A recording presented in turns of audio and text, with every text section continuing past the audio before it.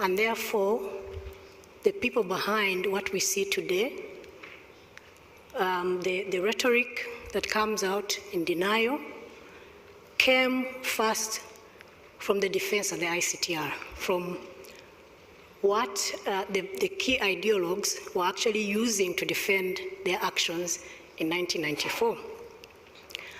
So when you see the arguments that are used today by ideologues, you actually realize a lot of those were the defenses that were used at the ICTR. The first one is about the plane crash. That is usually the biggest defense.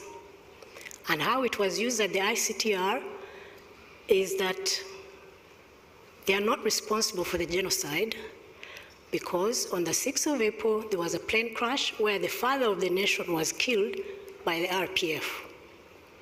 And therefore what followed was spontaneous. It was people rising up and doing things. It was not planned, and therefore they are not responsible for the genocide.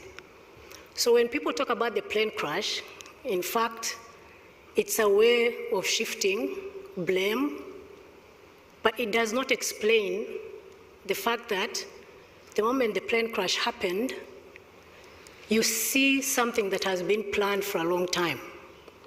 There is no explanation for the Interahamwe having been trained, for the Impuzamugambi having been trained as militias, for the lists of Tutsi victims that had been prepared. It does not explain how the genocide immediately was put into action. Immediately you see roadblocks going up. You see key Tutsi figures being killed first, and then later on you see cabinet members being sent from the central government to go out into various parts of Rwanda to actually oversee the genocide.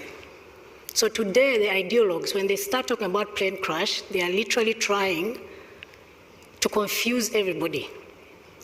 The theory of double genocide, that started at the ICTR. So you create a moral equivalence, and yet we know that the only recognized genocide of what happened in this country that is both legal and factual is the genocide of the Tutsi. And you find some people actually talking about in subtle ways that are nuanced, but it was not only the Tutsi who died. So while factually true, there are moderate Hutus who died, the reality is genocide has a specific definition. And when you look at it, it's a specific group of people, either ethnic, national, religious. So those are the people that are supposed to be, they are protected. And so what has been recognized is the Tutsi genocide. So when you say, but other people died, what are you trying to do? You're trying to say, since everybody died, there is no genocide against the Tutsi. And that started at the ICTR. When people use language of Rwandan genocide, it's not by accident. And ideologues, to be quite honest, they're very smart people. So when they say Rwandan genocide, that means Rwandans were targeted to be annihilated in 1994, which is not true. And so we must call that out. And that started also with the people at the ICTR. There's something that happens when they say shift the blame. When you're accused of genocide, go on the offensive and try the current government. And that is happening even when we are trying to get perpetrators extradited from different countries. They don't defend themselves for the most part. What they do is try to make it about the current government. They are murderers. You don't know who these people are. And it happens all the time. So those are the subtle ways of how these things are done, and they must be called out. The most important thing to understand is that genocides start through ideology. That's how it begins.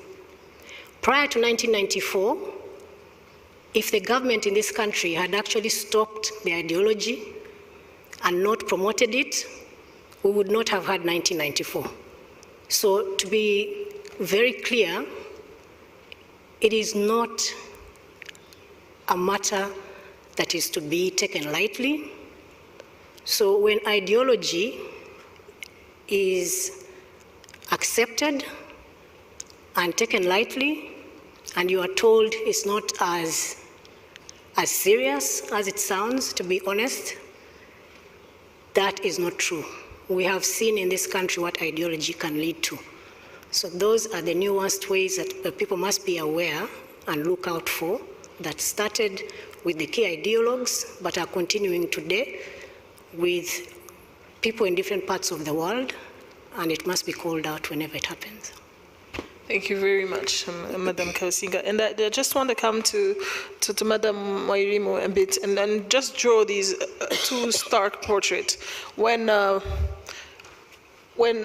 Florida mentioned that, you know, the international, when she mentioned the preparation that went behind the genocide, you know, as a counter to the narrative of a spontaneous genocide, at the same time, with the international community, we see that there were alarms sounded almost daily, right? And I want to contrast that with the picture of, I think you've all, to some extent, been to the memorial, the Gisozi Genocide Memorial.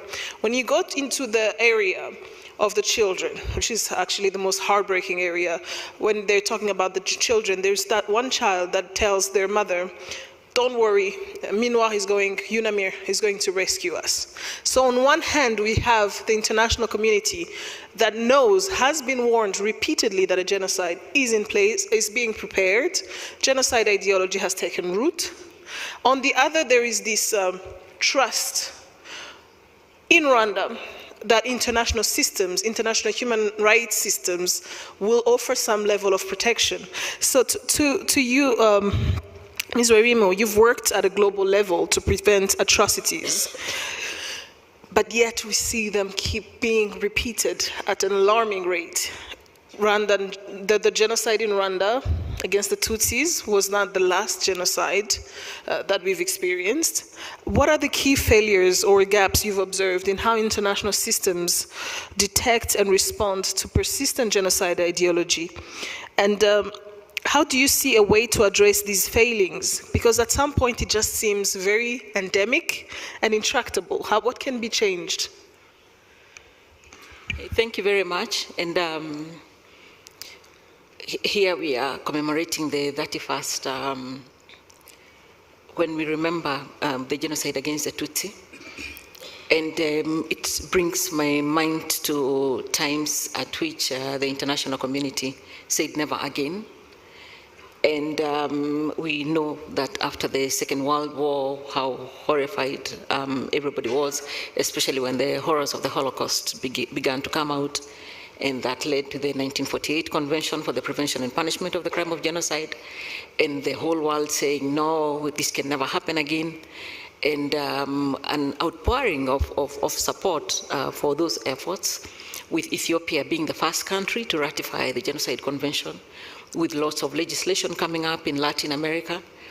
And then we fast forward to the 1994, a genocide happened in this country against the Tutsi. A genocide happened in Srebrenica against the Bosniak Muslims. And again, we came to another never again moment where international mobilization in terms of what do we do to ensure that this never happens again. And I remember, because the genocide against the Tutsi, it's a genocide that happened in living memory. I personally had already graduated from the University of Nairobi, and I remember vividly what was happening at that time, and how it had been made very clear through early warning signs, especially by newspapers, journalists. They were writing, the Tutsis are being killed, the Tutsis are being targeted. So even those of us who didn't have information that the international organizations had at that time, that we knew that there was a genocide, there was something, there was massive mass killing. We didn't have the word genocide then, but we knew there was mass killing against the Tutsi. So the African Union put together legal frameworks in this never again moment to ensure that another genocide like happened against the Tutsi did not happen, put in place the ICGLR protocol with all these frameworks. The countries in the Great Lakes region are all supposed to have prevention of genocide committees that speak to ensuring that a genocide that happened against the Tutsi doesn't happen again. Europe has all these frameworks, the EU has frameworks. Many countries in Europe that already had Holocaust laws in terms of denying the Holocaust expanded them to speak to genocide prevention as well. But we are at a moment when we ask ourselves, so how good are these laws? How good are these legislative frameworks? When we can't speak to specific facts. And one specific fact being, and I'm glad that Florida worked at the ICTR, because one of the things that the ICTR did was indict more than 1,000 people. I don't remember the actual number. What I know is that more than 1,000 people are still living free. People indicted for the genocide against the Tutsi here in Rwanda. And that 500 of them, over 500 of them, 530 of them are living in the DRC. And if these people are living in the DRC, indicted by a UN tribunal, the International Criminal Tribunal for Rwanda, and they are living free, what then does never again mean? Why aren't we all mobilized and trying to establish where those people are and trying to pressure the governments that are protecting them so that those people face trial? Why does the international community need to ask itself, like, you cannot condone living next to a bicycle thief, but you can condone living next to somebody who planned and implemented the killing of millions of people or thousands of people? So there is actually a failure in terms of implementation and in terms of what really needs to be done.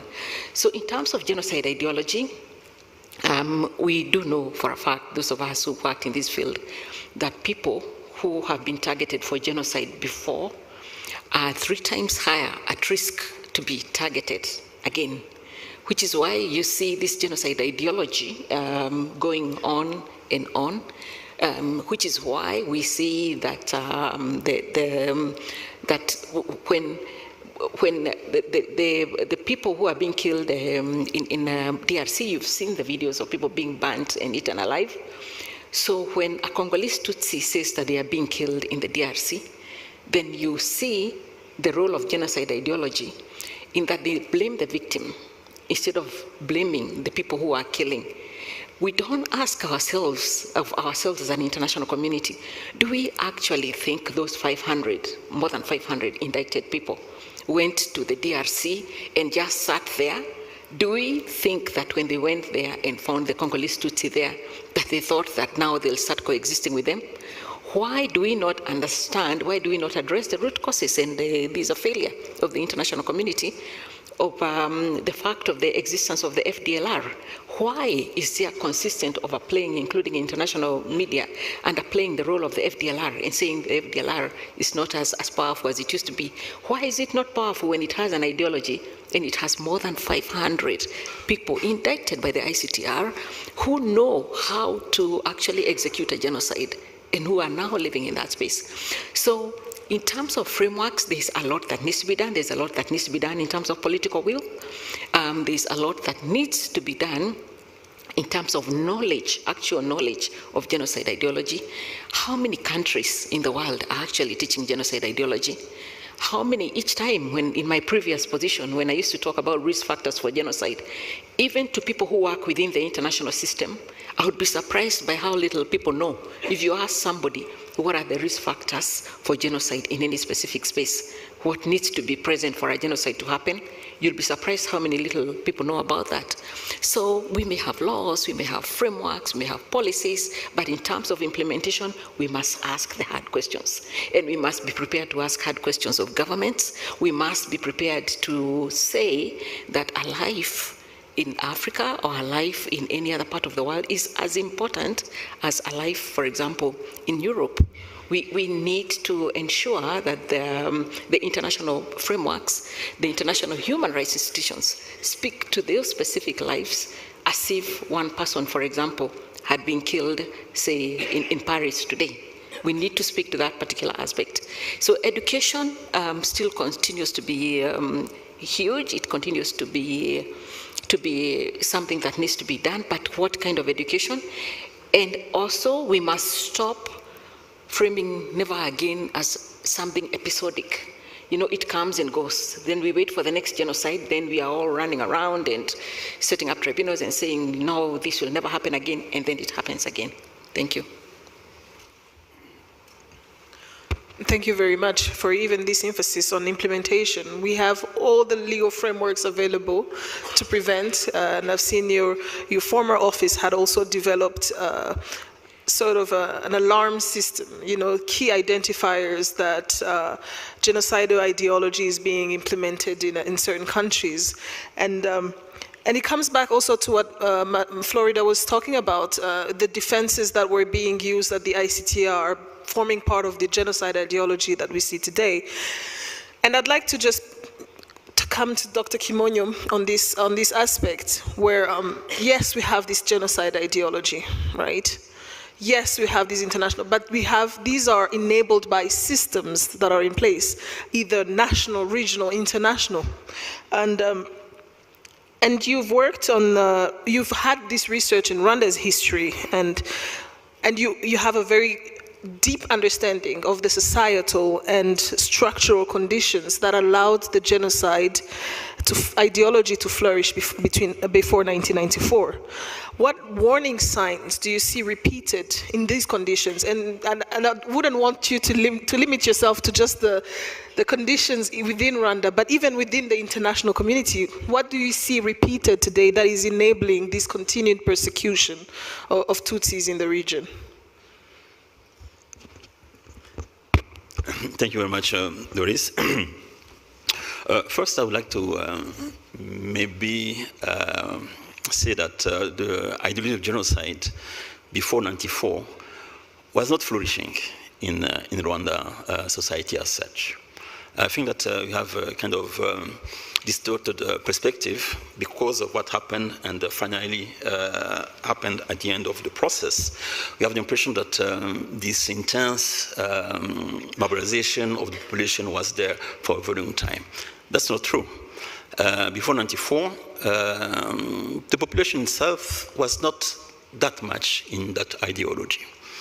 One of the maybe most important example or proof of that, when the genocide started on the 7th of April, in many communities, Hutu and Tutsis went together and tried to fight off the Interahamwe, because at the time, what was most important was the war between political parties.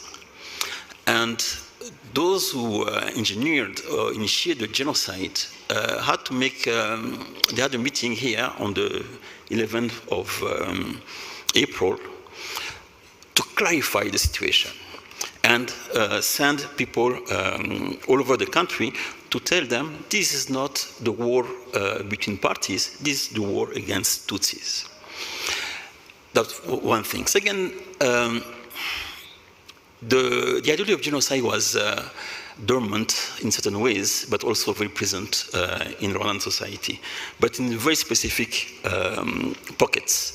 The first one, especially after 1990, with democratization, it was political, among political parties and political activists.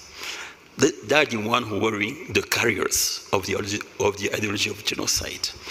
And second, there was also, and which is very important, now I'm talking about on the grassroots level, all over the country, but especially not that much in the north, but in the rest of the country. The children of Parmehutu propagandists, those who carried out the revolution of 1959, their children often were the big relay of the genocide ideology at the time. So it was dormant, but also it was also beneath the, I will say, the foundation of the Rwandan polity at the time, since 1954, since 1959 up to 94. So it was there. And often, sometimes there was some declaration by some political leaders that try to remember people that indeed this is the country of Hutus, and Tutsis are only tolerated as long as they keep their place, the place that we gave them.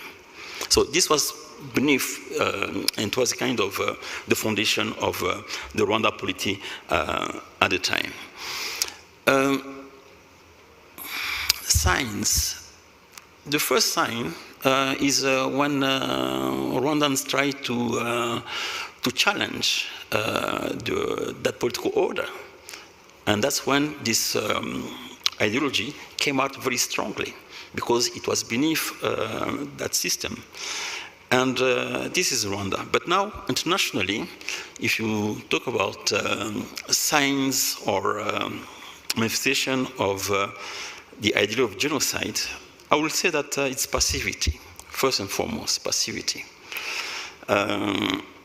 We've seen it when the genocide started as such, but even before the genocide, UN was here, there was international committee was involved here, but they never worked very, they never did anything very strongly to try to stop the idea of genocide that started very strongly starting in 1992. But maybe I would like to go a bit further in answering your question. Often we are carried away by the manifestation of the ideology of genocide, the ugliness of the ethnic rhetoric, and sometimes the killings here and there before the genocide started itself. But we have to know that beyond this manifestation of ethnic hatred, the ideology of genocide is first and foremost a political project. It's a political project that wants to change fundamentally the nature of the state and the nature of society, designing a number of groups as illegitimate and other groups as legitimate. And by the time that the ideology become a fully-fledged ideology of genocide, it's not only a question now of excluding, it becomes a question of eliminating. But beyond that, beyond this ethnic rhetoric, there is a very precise political project, and a radical one.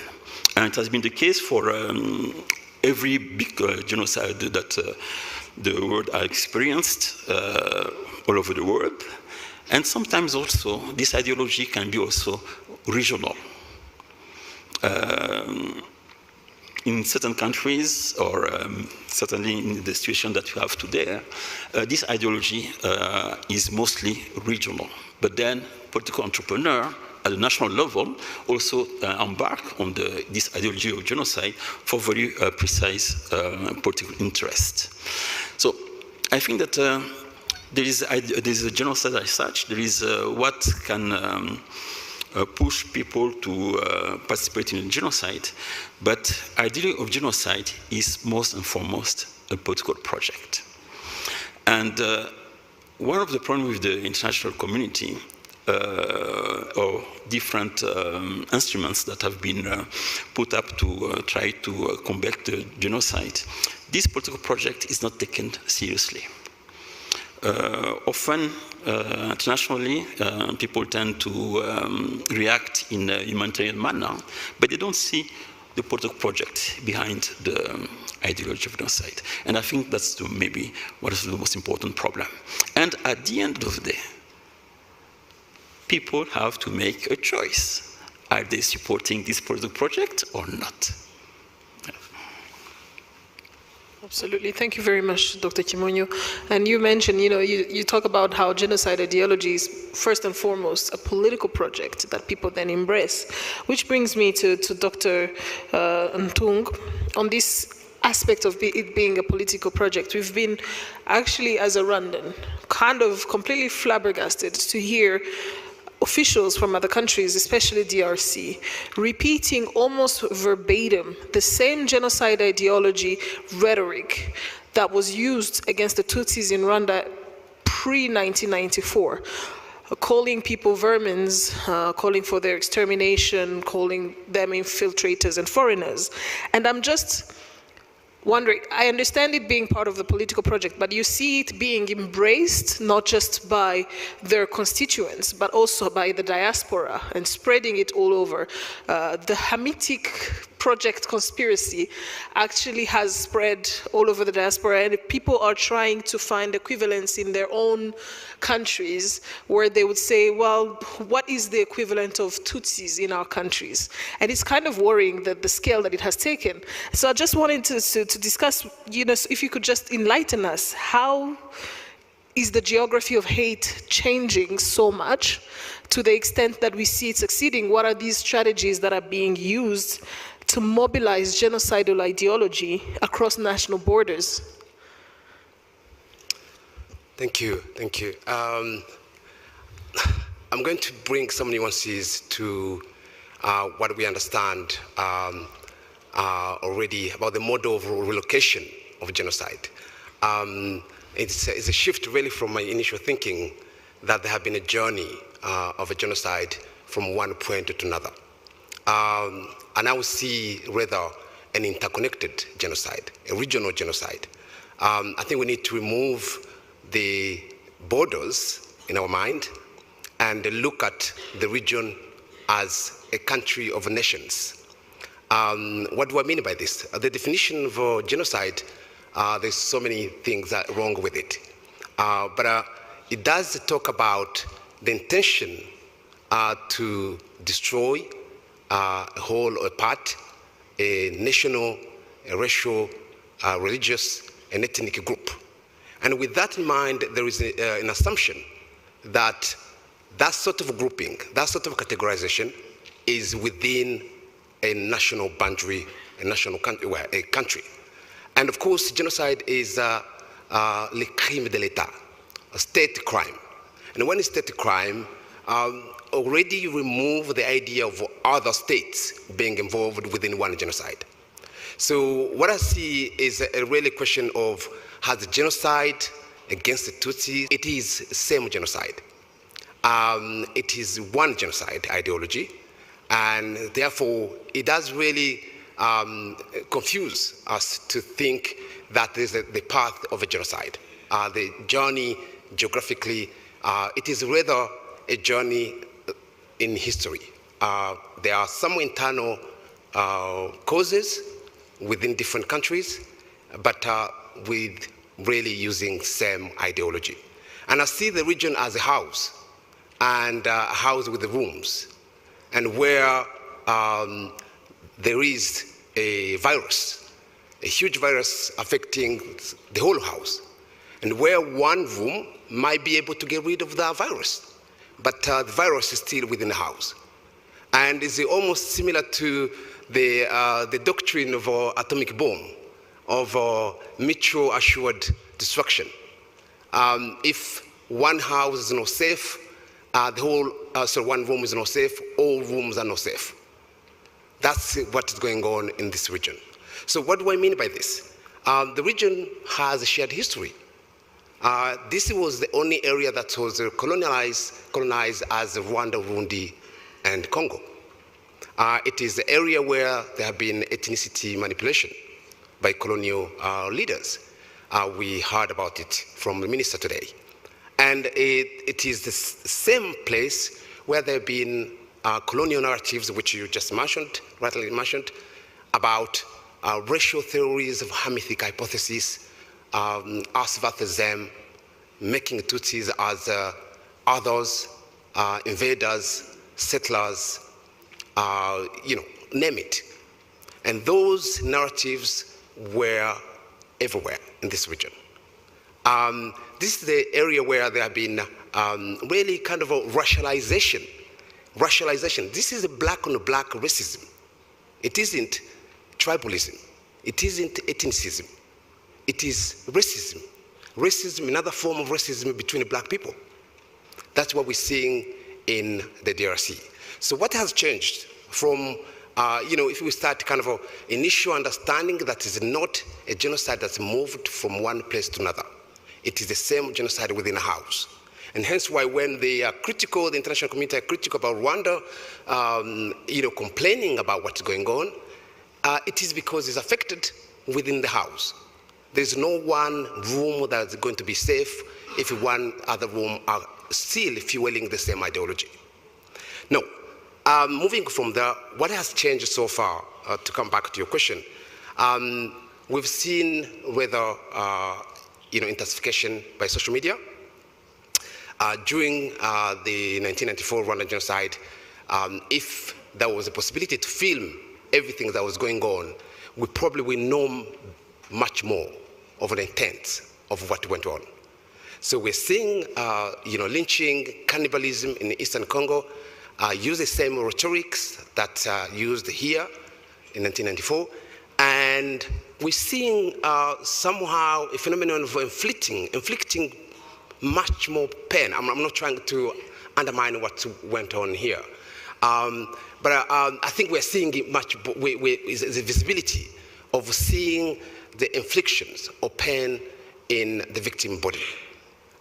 When we saw, video of people being eaten in Kalima, in Manyema area, the eating is not really the eating flesh of human being. Is not about, some kind of a tribal or primitive type of a tradition of eating human flesh. It is really sending a message of humiliating the relatives. But at the same time, is a feeling that even a dead body is not dead. You're still trying to, inflict pain into the dead body.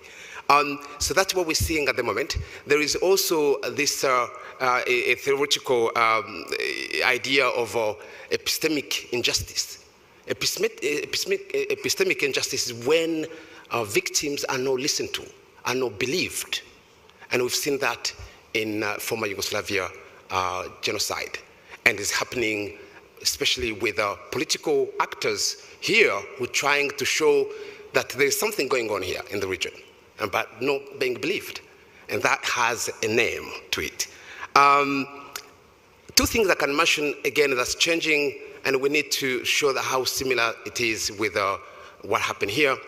In the Akayesu trial in ICTR, there was a huge discussion about children who were born between Tutsi and Hutu couple, and whether it constitutes a genocide.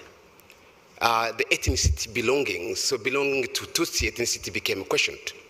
But an amazing, brave judge, which I cannot remember the name, he said it is about what is in the mind of the perpetrators. And this, again, I'm bringing that example to show the similarity of what's going on. So basically, it isn't whether the victim or the Tutsi, it is what the perpetrators make of the victim. So if any Congolese Tutsi was here in 1994, he would not have been spared because he's Congolese.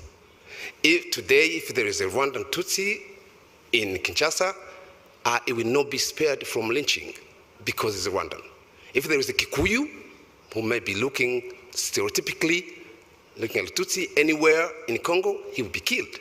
So now remove the borders and you will realize that there is that notion of what is in the mind of the perpetrator. Secondly, there is also this issues of control, the control that the perpetrators has. What I mean by control is the power. And you see again that happening anywhere, any leader who hold power and being able to use such a rhetoric as means to maintain such power. So there is a control going on there. So maybe I can end there, but really the point I'm trying to make here, there isn't a journey geographically, there is a journey within history, there is internal grievances, internal causes, but same genocide. And the phenomenon of Wazalendo, as I can end with that, from that, what we're seeing in the DRC, we know that there are about over 200 armed groups. And none of those groups has a political grievance. And no any other political grievance other than we want to exterminate Tutsis. That's all what they share. And that's really, it kind of sent an alarm of what's going on in the region. Thank you. Thank you. And just staying on you for a second, because you mentioned these unresolved historical grievances, identity-based exclusions. And yes, we want to understand the extent of the issue, and I think that's an endeavor that would take days. But thank you for highlighting some of the key elements of this issue. But I wanted to just walk with you on this society that we find ourselves in, that with historical grievances, with identity-based exclusion. If you were to imagine a coordinated regional approach, because as you've mentioned, we are all part of the same house. You cannot just isolate one room and deal with the issues and expect that the whole house will be fine. Any approach towards that has to be coordinated and regional. If you were to imagine such an approach to ending the persecution of Tutsi communities in Eastern DRC, in the region where the ideology still thrives, what steps would you imagine that should be taken at national, regional, even international levels? And as you walk us through this journey, and I understand it's a tall order, but you've done a lot of research on this and you have quite an idea, and too often we see that, the world leaders eventually, after years of turning around the issue, can somewhat come across the research that the likes of you have done, and it informs their decision and their approach. So if you were to just take us through these steps and, let us know what do you think would be the challenges that could be encountered in bringing this to fruition. Just, walk us through a solution that you find would be inclusive, or build inclusive societies. Great. Really, before I move to solutions, really, let me start by saying that when we talk about genocide and response to genocide, there is an element, legal element around exhausting and domestic mechanism. Is that how you say it, lawyers? What do you do when domestic mechanisms are part of the problem?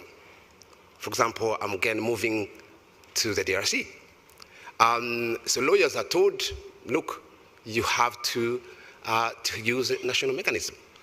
That's one of the problems. That's so difficult, and already I'm trying to move to regional mechanism, how they can be able to assist. And there is a second elephant in the room. We know that genocide is an outcome of the history, and from colonial time to post-colonial governance systems.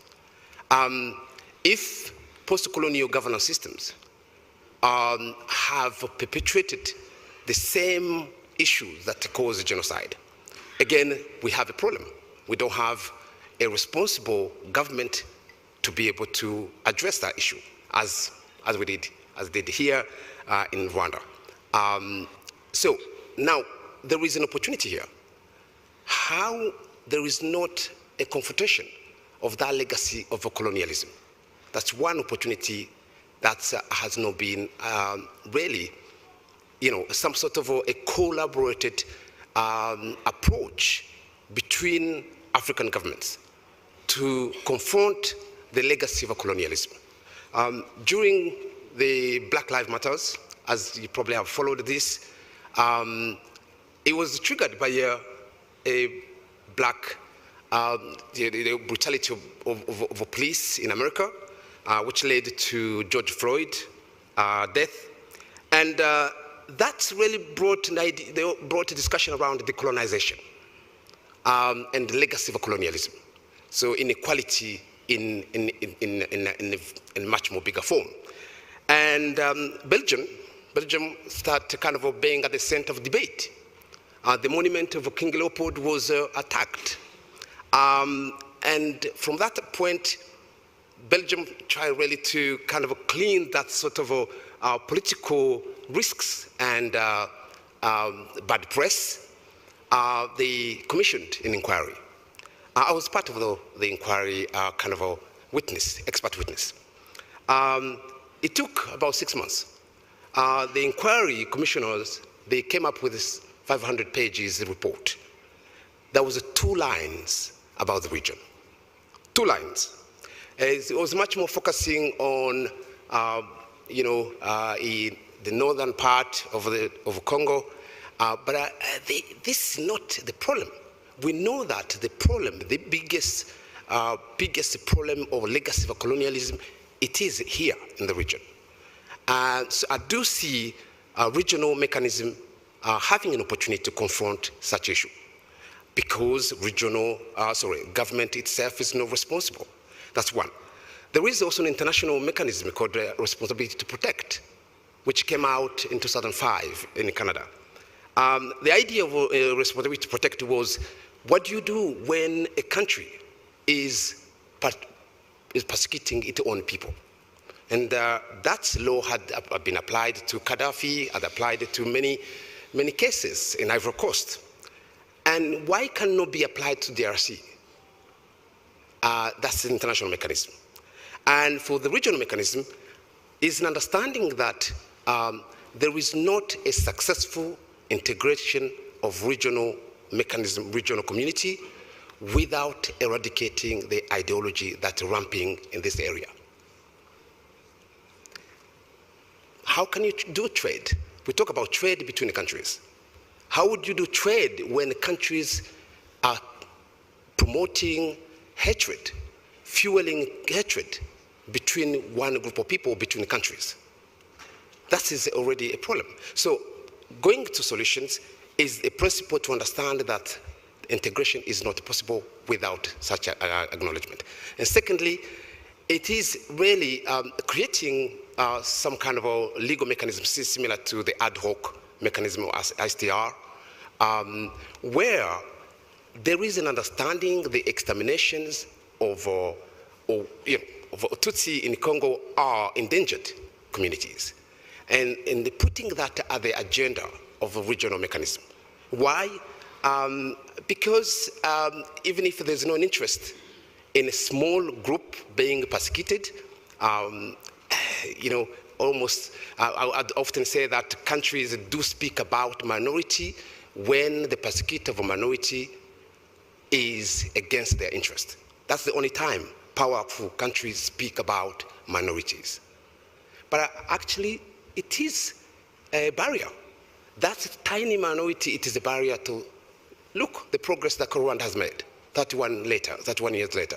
But it's being drawn into something going on in the DRC. That is holding the country to progress. So if we don't get rid of such an issue at the regional level and put that issue of persecution of a Tutsi minority in Eastern Congo, we have a barrier to progress. Thank you. Thank you very much. And it's even more challenging when you consider that the same, that I call malevolent, the same malevolent colonial forces and colonial interests are still very much at play. And my next question is as to Dr. Kimonyo on this. When we talk about, the political manipulation, the neo-colonialism, which is not even that new, because it's the same actors enacting the same colonial script in the region, perpetuating this genocide ideology. And I want to give an example. His Excellency President Paul Kagame often mentions when he's commenting on the conflict in the Eastern DRC, that it's a conflict between Congolese. He keeps mentioning and highlighting the fact that the M23 are Congolese. And to that he's met, I've seen it in the international reaction is somewhat dismissive of that, but then met with the same mantra, no, M23 must withdraw from the entirety of Congo. And to that, people say, well, where should they go? Because we understand this movement between the region, and this is a political manipulation of even the refugee issue. A lot of the M23 soldiers were refugees in the entire region. So how do you as we're talking about strategies, how do we confront this political manipulation that feeds into this persistence and spread of genocide ideology when you take into account the fact that colonial powers such as Belgium are still very much stakeholders in this issue? You've analyzed the challenges that Rwanda has encountered in the national reconstruction. I'm sure you're seeing parallels and how Rwanda has addressed this. How can do you see any strategies there? How can we address this issue? Thank you. Thank you very much. I'm going to come back a bit to what I just said. I think that at the end of the day, especially for the international community and the community of states, the issue is an issue of political choice. Are you supporting the project of exterminating part of the population of a certain country or not? And this political choice seems to be detected by political and economic interests by a number of members of the international community. So I think it's clear. The relation between states is very hard and very calculating. And in spite of everything, we can see, for example, a country that is so close to the issue that we're talking about, like Belgium, acting the way it is acting. If there's a country that shouldn't act that way, it should be Belgium, because of the number of layers of responsibility that Belgium has, and starting first by the redrawing boundaries of different countries that when they created the Congo, for example, taking part of Rwandan territory. They are the ones who are responsible of that. Mr. Bizimana told us about the role Belgium played in creating the ideology of genocide in Rwanda. Very much so, it's very clear. And then in '94, there's other things that they did. Among those things, it was when their peacekeepers were killed, 10 of them were killed, they decided to orchestrate an international campaign to have the whole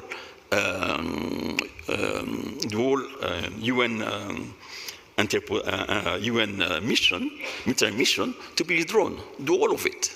And as soon as they started it, what's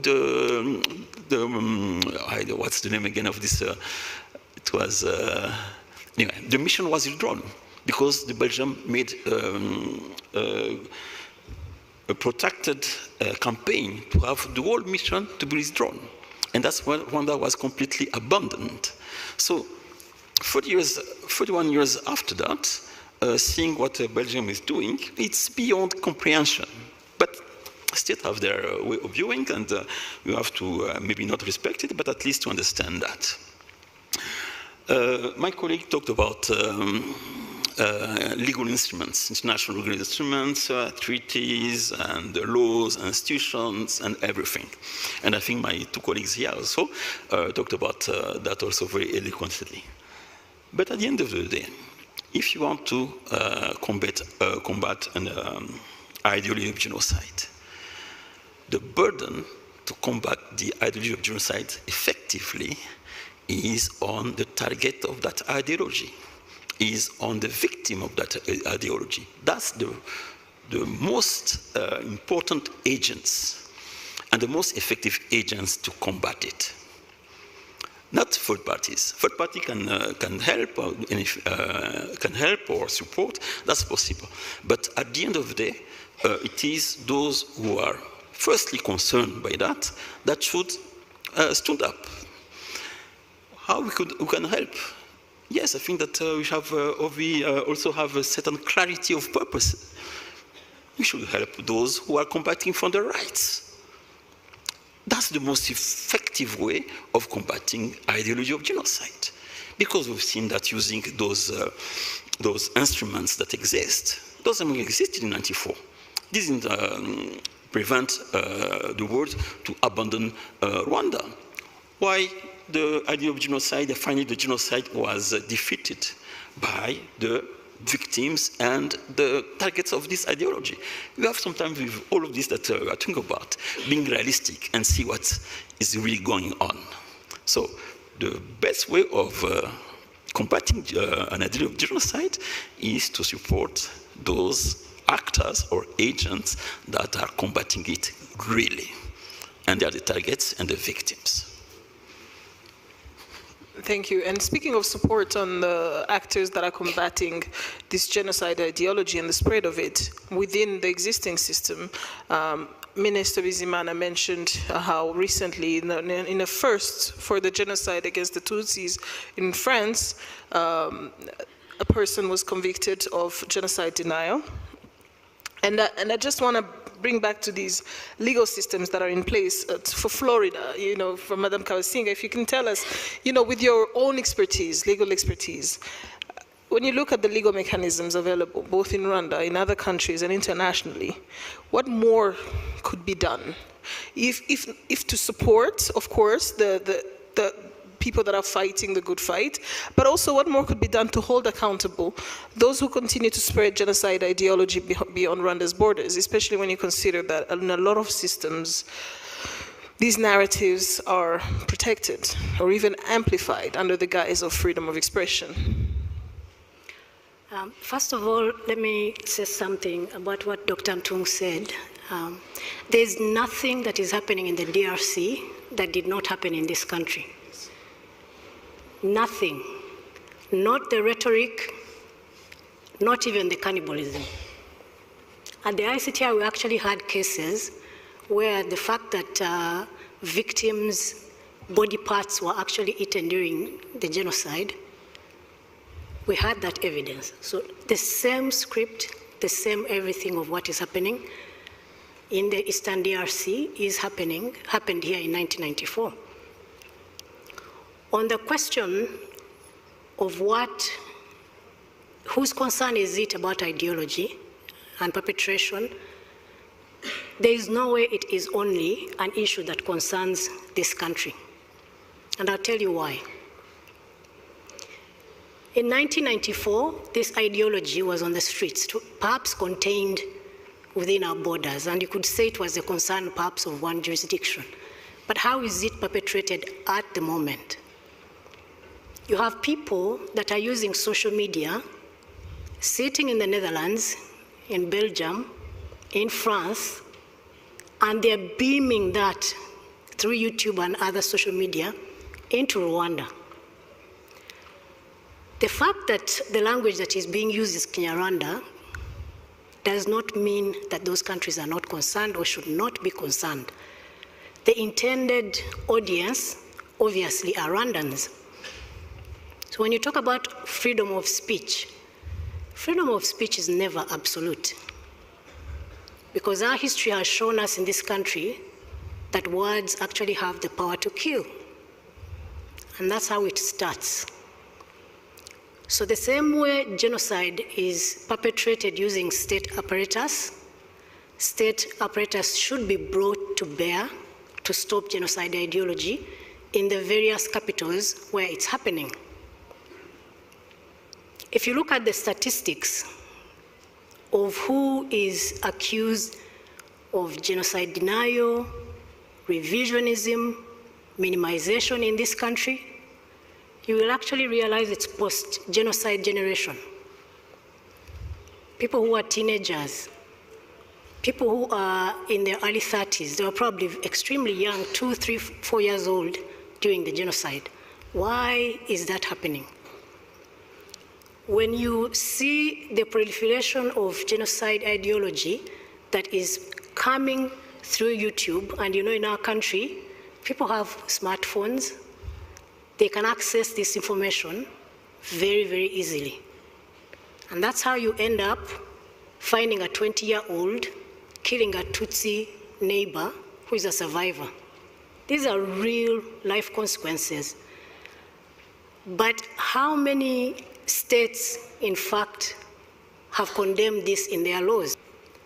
Dr. Bizimana mentioned France. 2017, they extended the law against denial of the Holocaust to include genocides such as what happened in this country and others that have been found to have been perpetrated through UN courts and those that have been recognized by the UN.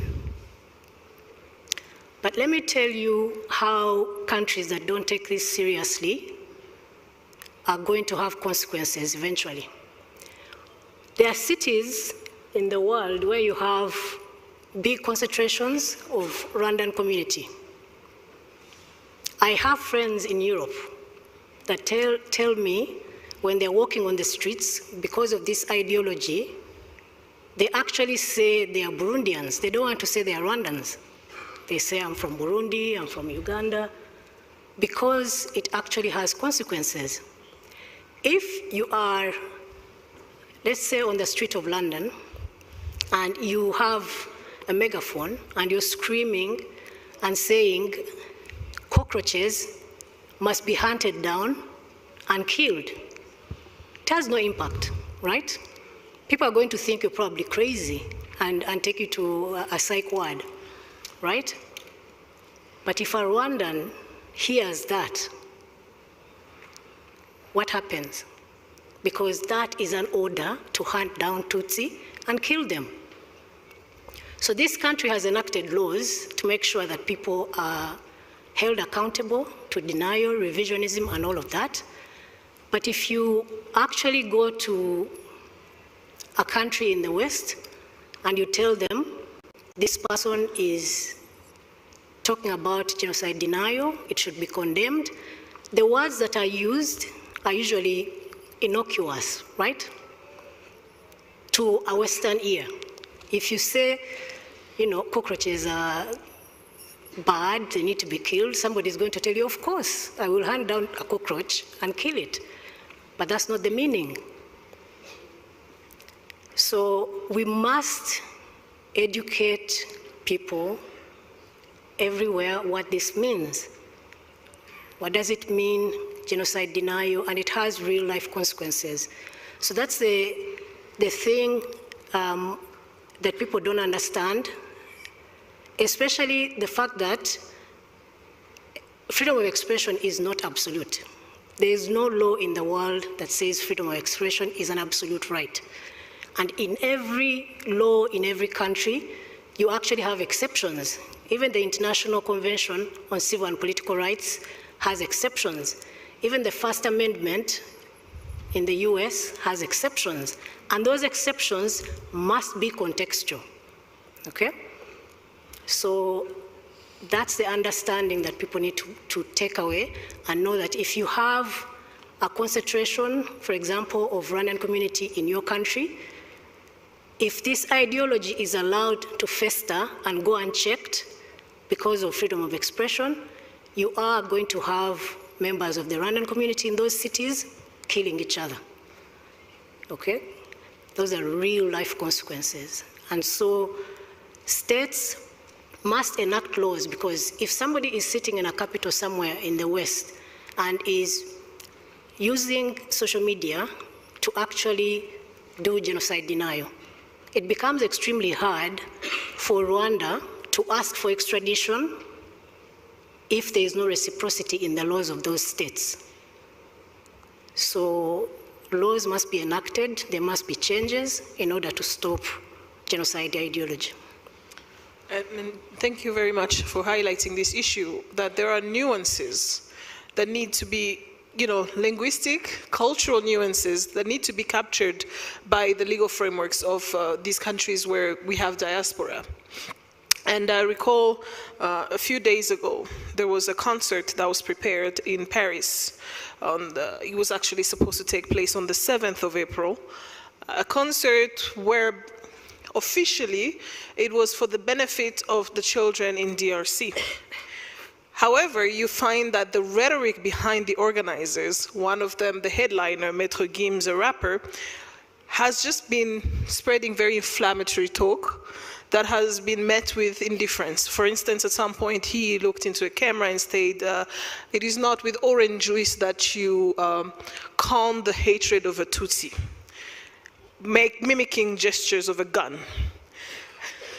And for people who are so divorced from the realities, do not understand, but there is a very large Congolese community in Europe, very large Rwandan community in Europe, and this message is quite clearly understood by who they are beaming it to.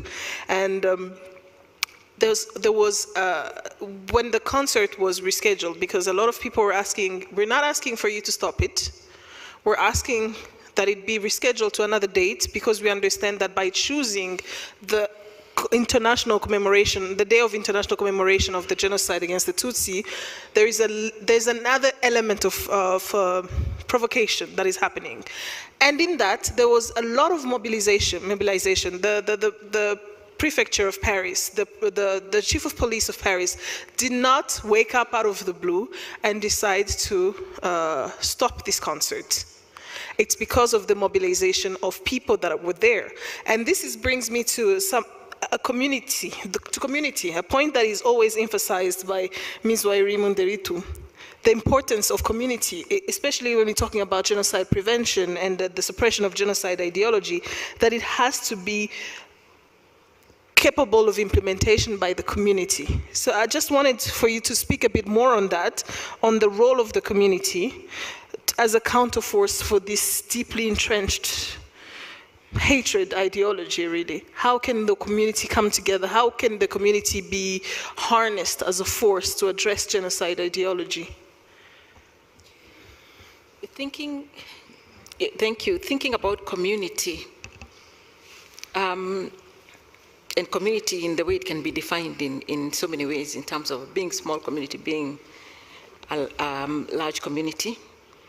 I think in terms of genocide ideology, I think the 31st commemoration that we are having right now provides a very pivotal moment for Rwanda. And I'm thinking of Rwanda as a community among nations in the world. Rwanda that has been such a leader on so many aspects. For Rwanda to provide leadership, lead us in a global conversation on what do policy frameworks on genocide ideology look like. Because we have this assumption that people around the world do know what genocide ideology is, like all the nuances that both of you have spoken about, like they need to be really put out there so that people then see this from that perspective. And also in whatever communities people are in, religious communities, you know, if you are in political parties, whatever community you are in, I think very important to underline the fact that, you know, a genocide happened here in 1994, and that the UN General Assembly gave this genocide its proper name. And the name of this genocide is a genocide against the Tutsi in Rwanda. So important to pass this information to communities that we all are in. If you are in a trade unionist community, if you are in a teacher's community, to explain to everyone that if the Tutsi were not targeted for destruction in whole or in part in this country, that then no Hutu moderate would have been killed, no peacekeeper would have been killed. They were killed because the peacekeepers, the Hutu moderates, anyone who was not Tutsi was killed because they were standing in the way of the complete annihilation of the Tutsi community. So if you're still using the words Rwandan genocide in official communication, in whatever you are doing, in normal conversation, then know that you are speaking the language of the perpetrator, you are speaking the language of the denier. So it's absolutely important that we call this genocide for what it is. If we are to speak to our humanity, the humanity that made us all say never again, and we hope this never happens anywhere again, and we know it happens again, let's call what happened, what happened. We call the Holocaust, we must call this genocide by its proper name. Its proper name is a genocide that happened against the Tutsi in Rwanda. And then in terms of communities as well, thinking of what is going on. For example, in this genocide ideology that is spreading, we are not looking at the bigger picture of artificial intelligence. What does it mean when all these false narratives keep being put out? When all these media houses, very strong media houses, are putting out false narratives on exactly what is happening? What does it mean when, again, we start blaming victims for what happened to them? What then does it mean for artificial intelligence? It means that artificial intelligence will pick up those lies, and before we know it, then this will be considered as the truth. So we have to be very, very, very, we have to form a community amongst ourselves in terms of ensuring that the right ideology goes out, and that's not the genocide ideology, it's the fact of what exactly happened in this country. You know, in my previous occupation, in my previous position, I engaged a lot with the communities in Bosnia-Herzegovina, and the genocide deniers of Srebrenica borrowed from the Holocaust deniers. And the genocide deniers of the genocide against the Tutsi in Rwanda, they also borrow from Holocaust deniers. Look at the arguments that they make that Florida has outlined about numbers, about when, you know, all those kind of things, and you see the similarities. And so, really, we must come together as a community that understands what genocides do, and that genocides are specifically targeted to specific people, and that those people are not targeted because they are deserving of genocide, but it's because this ideology has been built against them. So we must understand that there are people who wake up every day and what they are just putting out is denial. They are putting out inversion. They are trivializing the genocide. So we have all the legal frameworks that we've mentioned about. The African Union's Constitutive Act is very clear in terms of prevention of genocide. We have the ICGLR protocols that I mentioned earlier that require that every country in the Great Lakes region must have a committee to prevent genocide. We have all these laws and legislations. The UN, you know, all these international bodies have all these laws. However, we must put it to ourselves as communities in terms of how do we make all this operational? How do we make this, how do we make this come down to the ground? And then, very important, because we are here for the 31st commemoration, very important that we speak to one of the places where the ideology is so prominent, and of course I'm speaking about the DRC. It's extremely important, and Florida, you know, when you say that young people are now the ones who are being involved in genocide denial, how much do these young people know in terms of facts? Because we have to counter, we know the way the circle of socialization works. When a young child is growing up, they get their information from their families. And unless that information is countered by schools, is countered by media institutions, is countered in other spaces, they will continue going on with this information. We must speak to the fact that when a genocide happened here in 1994, that there was a huge refugee movement to DRC, and that in that refugee movement, there were quite a number of people who had participated in killing people here, who had participated in the genocide. And those people haven't been brought to account. We must speak to that. We must also speak to the fact that M23 did not exist before the 1994 genocide. That M23 began to exist when this mass movement of people went there. Among them, the 500 people who are then to be indicted, over 500 people who are then to be indicted by the ICTR, and that's when the M23 was formed. We must speak to the fact that the focus on M23 is huge and immense, yet there are more than 130 armed groups in the Kivus. Why do we not speak to those 130 or more than 100 armed groups in the Kivu? Who is benefiting from this narrative that focuses on M23? And we must also speak to the fact and not be afraid of the truth Because the truth is also that among those more than 100 armed groups, M23 is the only one that is fighting for survival. It's the only group that is fighting against an ideology. There are no other ideologies against these other armed groups. So unless we ensure that we speak facts, then it becomes almost impossible to counter what we are seeing in front of us. And so then that brings me to, what did Rwanda do when the world abandoned Rwanda to itself? Rwanda reached into itself and had conversations with itself and decided we actually had homegrown methods that could work in the current situation. We don't have to wait for somebody else to come in. So all these homegrown methods came up, and they are so impressive in terms of how to deal with each particular situation. And the video that we saw when we first came in spoke to some of those homegrown methods. And so then, now I'm speaking to the African Union, I'm speaking to the East African community, and I'm asking, when do we look into these homegrown methods of sorting out some of these issues?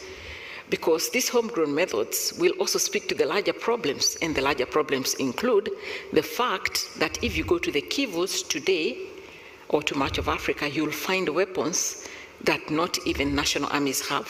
Where are these weapons coming from?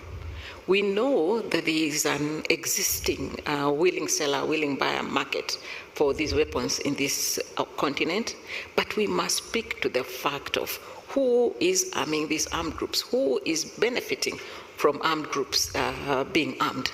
So we must speak to those facts. So speaking to a community approach, we are speaking to looking into ourselves and thinking. So we've been looking out to the world and trying to get solutions for what is going on. We've been trying as much as possible to bring out the issues that are happening.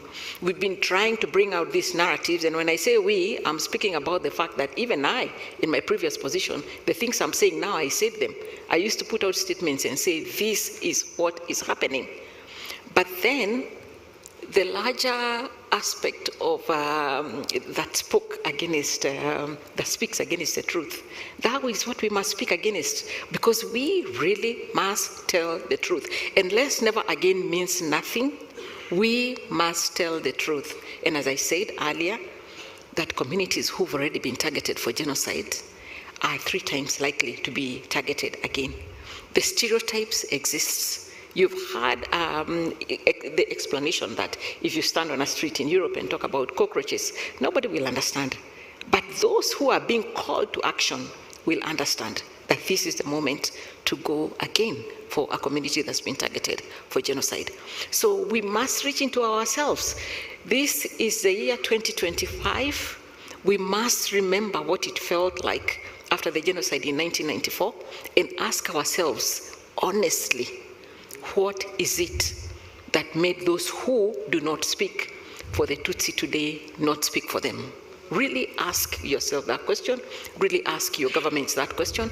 Really ask your governments, what is this that makes it possible to stand with perpetrators of genocide? Why would any government stand with perpetrators of genocide? So, and of course, I end by saying what I began by saying in the beginning, that if your government is protecting genocide perpetrators, it's absolutely important to ask the question, why are we protecting genocide perpetrators? People who have been indicted by an international criminal tribunal, why are we protecting them? And they are all over the world. So I've spoken specifically about the over 530 in DRC. There are many others in many other countries. And we must really, really, really ask of ourselves questions.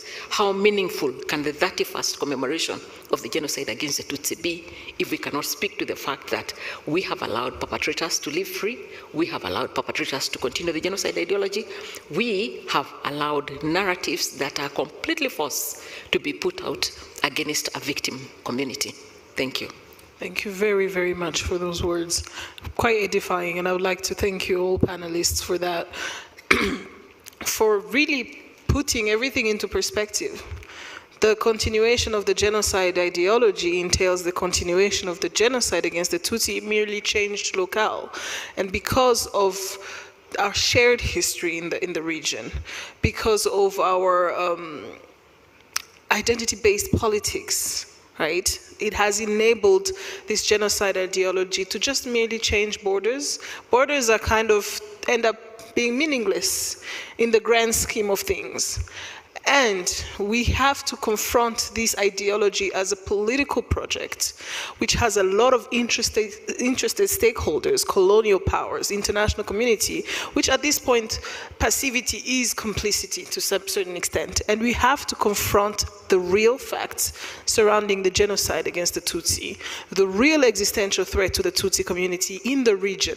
And when we consider the existential threat to Rwanda, we're talking about it's an existential threat to the entire regional community, really. We have to confront these facts. We have to confront and challenge the gaps and failures of the international systems and national systems in place, as so eloquently put by Florida. So I'd like to thank you. I'm going to very, very briefly, because we are very, very pressed for time, open the floor to just 2 questions.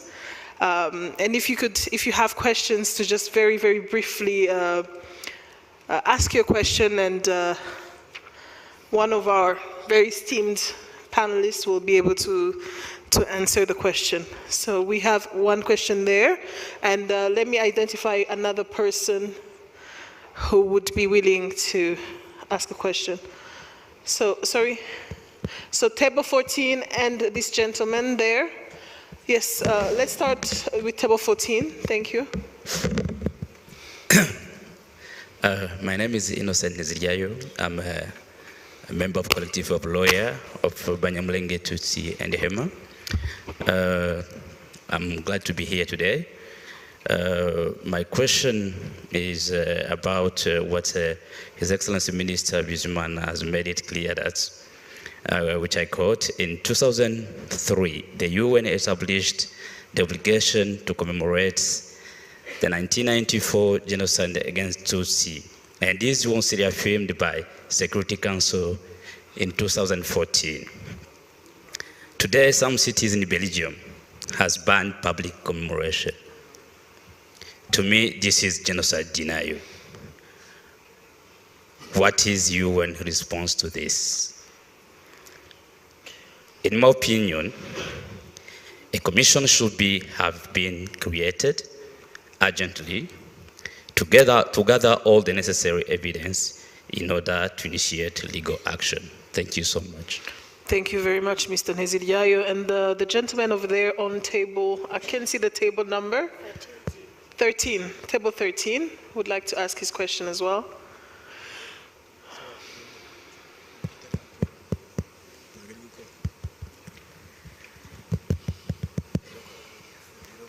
So he's... Thank you to the panelists, and our deepest respect to everyone here present. We've had quite a great session of learning, and my name is Paul Uda. I serve as the student representative lead at the African Leadership University. My question here is, what concrete steps, and is directed at Dr. Alice.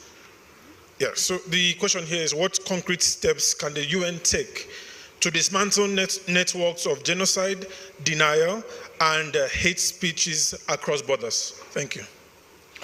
Thank you very much for this very pertinent question. And I think, okay, one very last question from the gentleman at the back of the venue here. Thank you. My names are Karangwa Semnaga Driss Marie, current group president of University of Kigali. Sorry, can you please repeat your name? Karangwa Semnaga Driss Marie. And also the most recent product of Inagamburuzgwa, 5th edition.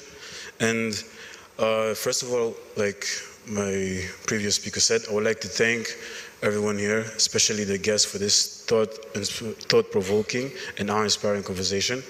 My question, if the panel may allow, I would like it to direct it to Florida Kabasinga, mainly emphasizing on what gaps do you see in the current legal frameworks when it comes to prosecuting genocide denial and revolutionism. Thank you so much. That was it. Sorry, just to clarify your question, you're asking the gaps to prosecuting here in Rwanda, genocide denial? Yes, mainly nationally here in Rwanda, but also on an international perspective, if possible. Absolutely, thank you. Because I think she has answered about the international perspective, but maybe she could expand a bit more. So thank you very much for all these questions. I think we're going to start with the minister who got the first question. Mr. Nhezinyayo asked about whether Belgian cities banning the commemoration could be considered an act of genocide denial. Actually, he affirms it is an act of genocide denial. And if there shouldn't be an urgent commission placed to assess and address this issue.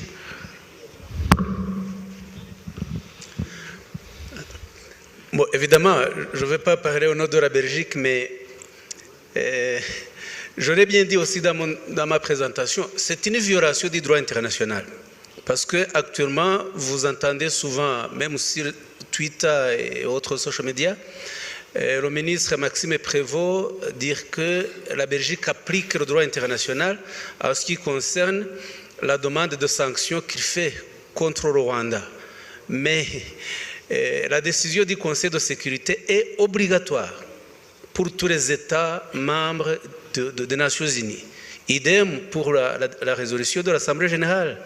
Or, la décision de l'Assemblée générale des Nations Unies du 26 janvier 2018 stipule que tous les États sont tenus de respecter une journée, le 7 avril, de réflexion sur le génocide perpétré contre les Tutsis au Rwanda, et donc de laisser se dérouler les commémorations de ce génocide. Si la Belgique les interdit, c'est une violation totale de cette obligation qui s'impose à tous les États membres des Nations Unies. C'est ce que je peux répondre. Sinon, pour les mobiles, ils appartiennent de façon interne à la Belgique. Merci beaucoup, Monsieur le Ministre. On va se tourner vers les panélistes. Madame Alice Nweri Munderitu, they asked on the concrete steps the UN can take to just dismantle these genocide denial and ideologues. So first, I can't speak for the UN because I do not work there anymore. I can only speak to what we were able to do. But also, I think it's extremely important. You know, the president of the International Residual Mechanism, IRMCT, Judge Graciela, she's in the room. If she could get an opportunity to speak, I think that would be great, because they've done so much work in terms of putting together the International Residual Mechanism, speaking to both the International Criminal Tribunal for the former Yugoslavia and the International Criminal Tribunal for Rwanda, like taking the work forward. But I think the minister has partly answered this question, because he's spoken about the UN General Assembly, and the UN Security Council, and the naming, of course, the International Day of Commemoration. As we speak, there are commemorations going on right now in the UN. There are commemorations that are going on at the African Union. And it was actually the UN General Assembly also that gave us the name, the genocide against the Tutsi in Rwanda. It's a UN General Resolution. I must say that when I joined the UN, at that time, genocide denial was not something that was being addressed, you know, like in a big way. And Holocaust denial was being addressed, and especially by UNESCO then.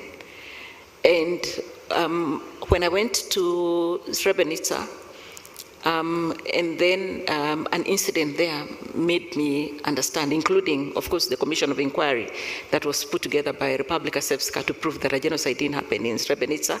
It made me understand why we have to walk Holocaust denial alongside genocide denial, that you cannot not talk about genocide denial.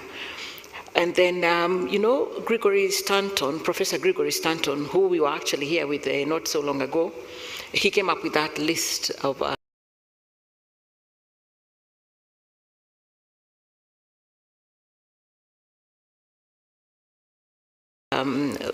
what happens when a genocide is being planned, and his last number 10 is a genocide denial. So it is, of course, expected that when you plan something of the magnitude of genocide, that then you will deny. So what we did, we came up with the first paper policy by the UN that linked Holocaust and genocide denial. It's available. If you look for it online, it's there. It speaks very specifically to recommendations of what the UN can do, what member states can do in terms of this whole aspect of denial.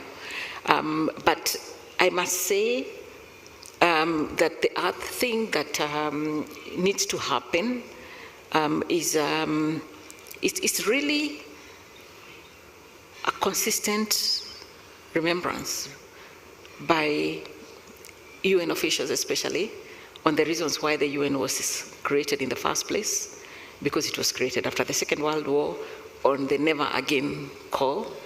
The office that I led itself was created because of what happened here, of the genocide against the Tutsi in Rwanda. And actually, in the letter that was written by the Secretary General to the Security Council, then Kofi Annan, it says to avoid a repetition of the genocide that happened like against the Tutsi in Rwanda, then we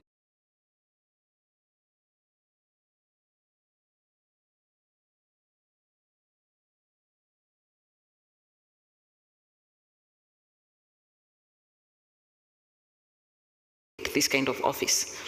So the mechanisms are there. The UN has the frameworks, the mechanisms, it has the offices, but of course much more needs to be done. Political will by member states, because as I think, Alex mentioned responsibility to protect. Ultimately, for responsibility to protect to happen, the Security Council has to make a decision. And that decision is the veto powers in the Security Council. I can say with certainty, and I'm saying this with certainty, would almost ensure that we are not able to get another responsibility to protect. Something really needs to shift for us to get to that space where a decision can be made by the Security Council that says we recognize that people here are suffering, are being killed, are being targeted because of their identity, and they are not being protected because of our political positions, because really the political positions of the members of the Security Council are usually very clear in the decisions that they make. It's usually very clear that they are speaking on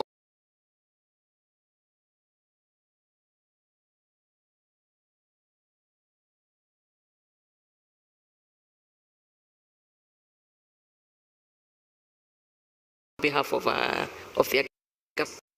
Thank you very much. And there's a question that was asked of you, Florida, but I wouldn't want you to just have to repeat everything that you said on the international front. But I think the question that is really asked, if I'm paraphrasing you correctly, it's about, here in Rwanda, we have all these very far-reaching laws, but are they as far-reaching as they should? And in the implementation of these laws, when we're prosecuting these genocide deniers here in Rwanda, what are these major challenges that we're encountering? If you could discuss that, please. So the laws here are actually extremely clear, and the elements of the different crimes, denial, revisionism, minimization, the elements are very clear in there, and the jurisprudence that has come out of the courts is quite clear.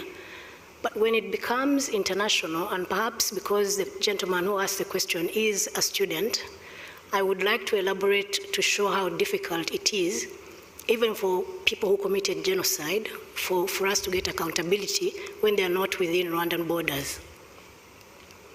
If there's somebody, for example, who committed genocide, who is suspected of committing genocide and is based, for example, in Johannesburg, the prosecutor in this country who is trying to get the suspect to be extradited has to understand the laws in South Africa, has to put an arrest warrant and an indictment in the language that is going to be used in the court of law in South Africa. In addition to that, the prosecutor in that country is the one who is going to go and argue the case in the court in South Africa. It's not going to be the prosecutor from Rwanda to go there and argue the case. The prosecutor in that country has zero information about what happened in this country. So now flip it over and make it denial. So imagine a prosecutor in this country sending an indictment in the Netherlands that says the words, that person is sitting over there, he's on YouTube saying cockroaches must be killed. And this prosecutor is supposed to understand it in their own context, because they don't know the context in this country. Sometimes those countries actually do not even have a law condemning this kind of stuff. The other thing that is a huge challenge is that in the countries where it's being perpetrated, the people that want to fight back are not equipped with the right information to actually call it out. I'll give you an example. There was a university in the region, I think it was 2 years ago. Rwandan students in that university organized a commemoration, and they sent an invite to everybody, including alumni, and said, we are going to commemorate the genocide against the Tutsi. One of the professors wrote back to everybody and said, be careful not to call it genocide against the Tutsi, because Hutus died and Twas don't exclude other groups that died. And the students in that university obviously were offended, but they didn't know how to react. And if it comes from somebody of authority, it is likely to carry a lot of weight. So apart from ideologues that know the history of this country that are doing this intentionally, a lot of people that promote genocide, denialism, revisionism, and related crimes, in fact, are doing it out of ignorance, because they probably read Michaela Wrong's book or somebody like that, and they think they've figured it out. But on that group, there was an alumni, a student who had been to that university, who read this and decided to write back to everybody and create a teachable moment. And that is what people need to do. There are people that are in these spaces where this stuff is happening in the different countries, but I believe we need to equip them, to educate them with the right tools to be able to fight back. If you're fighting against denialism, against ignorance, but you yourself are not well equipped, you're not going to be successful in what you're doing. So those are the major gaps of what's going on internationally. But on the ground, because we have real life consequences, the investigators and prosecutors in this country take this seriously, and there are statistics which show different categories of these related crimes and how they are being dealt with in courts of law. So our laws are solid, and over time, because sometimes you get criticized using contexts in the Western world, you're using this to do I don't know what. There has to be an understanding that for us in Rwanda, we actually understand the consequences of this. You cannot use the context in Timbuktu to judge a context in Rwanda. Perhaps because of the history of particular countries, there are things that are condemned in those countries which we would not understand in Rwanda, because we don't know. It has not been a historical issue for us. But for us, denial, revisionism, and all of that, we know where it leads. Thank you very much, Florida. And just one very last question, so that we can also have questions for our panelists, Dr. Kimonyo and Dr. Ntung. I understand table 25, there's a question on table 25. If you could very, very briefly just ask. Thank you. Thank you very much. My name is Gatete Nyingabo, and I'm a researcher. I have a question addressed to Dr. Kimonyo. Why is it acceptable that genocide ideology and genocide denial is accepted, encouraged even, and promoted as something enlightened, if it is framed as an opposition to the RPF-led, Paul Kagame-led government? So if you present yourself as someone who are opposed to the Rwandan government, to Paul Kagame or to the RPF, you are then given a free pass to say, and the genocide was a lie, or the genocide did not happen, or the Western media's favorite line is they have instrumentalized or sold the genocide to political ends. why is this something that is acceptable? Would you, for instance, because you do not agree with the government of Benjamin Netanyahu, do anti-Semitism, and that then is accepted and written in the media? Thank you. Yes, maybe I'm going to repeat myself, but I think at least for a number of countries or states, the issue again is mostly an issue of political consideration. People or countries, even institutions, by the way,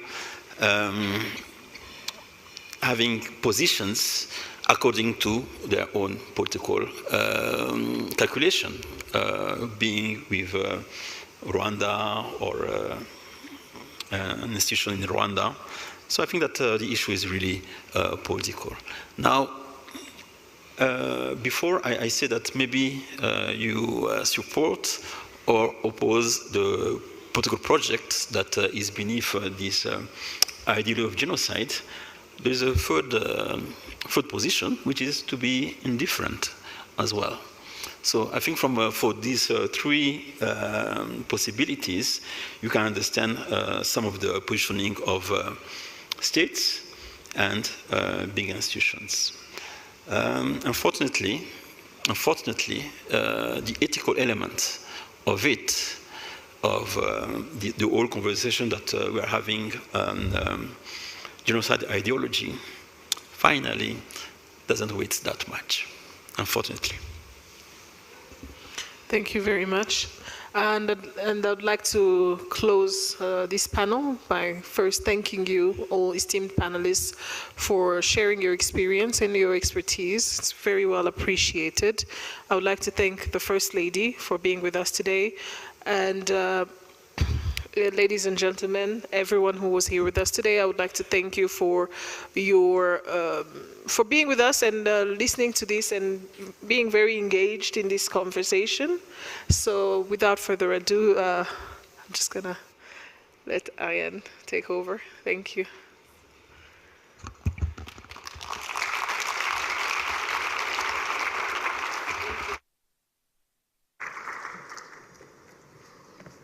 Thank you to all our panelists for this great conversation. We are now going to stretch our legs and take a breather and go to lunch. It will take place at the Fellini and Auditorium Club. Some ushers will be guiding you. And please, let's try to be back in this room at 1:30 p.m. sharp. Thank you and bon appétit.